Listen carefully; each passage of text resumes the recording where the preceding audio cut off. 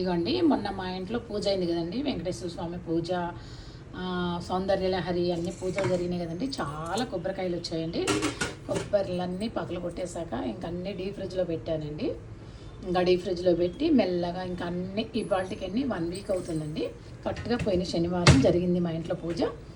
ఇంకా అన్నీ తీసేసి చక్కగా అన్నీ పగలు కొట్టానండి. ఒక్కొక్కటి అన్నీ పగలు కొట్టేసి ఇంకా ముక్కల్లాగా సన్న సన్న ముక్కల్లాగా కోసేసి ఇంకా సన్న సన్న ముక్కల్లా కోసేసి ఇదంతా మిక్సీ పట్టానండి. మిక్సీలో వేసేసి వాటర్ పోసి మొత్తం మిక్సీ చేశానండి. చేసి తర్వాత మన జల్లెల్లో వేసుకున్నానండి. మొత్తం ఇగోండి ఇది మొత్తం వాటర్ అంతా పోయేటట్టే గట్టిగా పిండానండి. ఈ వాటర్ ఇవి 2 దాంట్లో కట్టానండి. చాలామంది చెప్తున్నారు కదండి కొబ్బరి నూనె యూస్ చేయొచ్చు, తయారు చేయొచ్చు, దాని ప్రాసెస్ అవి చెప్తున్నారు. సరే చూద్దాం అన్నట్టుగా ట్రై చేశానండి నేను. ఇది నిజంగా రేపు మార్నింగ్ వరకు ఇలాగే పెడతాను.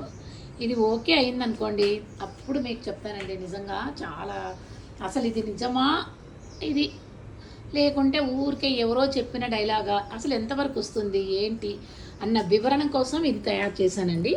ఇది చేసే అంత ఓపిక లేదు నాకు, అయినా కానీ నేను వివరణ కోసం అంటే అసలు వస్తుందా ఊరికి చెప్తున్నారా అని తెలుసుకోవడానికి చేశానండి. నేను ఇది రేపు పొద్దున మార్నింగ్ తీసి మీకు చెప్తానండి.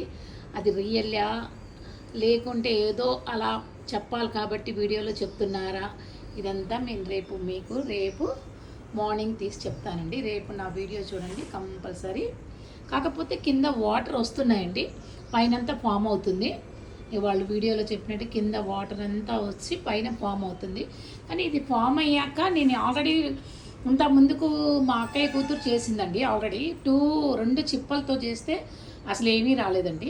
ఇప్పుడు దగ్గర ఇవి 20 చిప్పలు కాబట్టి 10 కొబ్బరికాయలండి, 20 చిప్పలు కొబ్బరి చిప్పలు అనమాట. అందువల్ల ఎంతవరకు వస్తుందో చూద్దామండి. దానికి మనకి చెయ్యగలుగుతామా అంటే 20 చిప్పలకి మనం ఇంత కష్టపడితే ఎంతవరకు ఆయిల్ వస్తుంది అన్నది నేను అన్నీ మీకు కొలతలతో సహా చెప్తాను.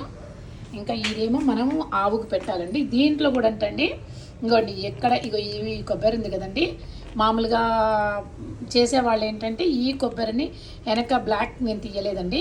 కొబ్బరి చిప్పకి వెనక బ్లాక్ తీయలేదు, వెనక బ్లాక్ కూడా తీసేసి ఇందులో ఇప్పుడు ఇలా అయిపోయాక ఇది ఫ్యాన్ గాలికి క్లాత్లో వేసి ఆరబెడతారటండి. ఆరబెట్టాక వీటిలో లైట్గా పంచదార పొడి కలుపుతారట. కలిపి ఇది కూడా యూస్ చేస్తారంటండి. నాకు ఈ పిప్ అయితే అంత మంచిగా అనిపించలేదండి. ఇదంతా నేను బెల్లం కలిపేసి ఆవుకు పెడదాం అనుకుంటున్నానండి. ఆవుకు పెడితే చాలా మంచిది కదండి. ఇలా శనివారం బెల్లం కలిపి ఆవుకు పెడితే కొన్ని నువ్వులు వేస్తే చాలా మంచిదండి ఆవుకి పెట్టడం. అందుకే ఆవుకు పెడదాం. ఇది మాత్రం ఈ ప్రాసెస్ మీకు రేపు వీడియో పెడతానండి. Okay, thank you friends.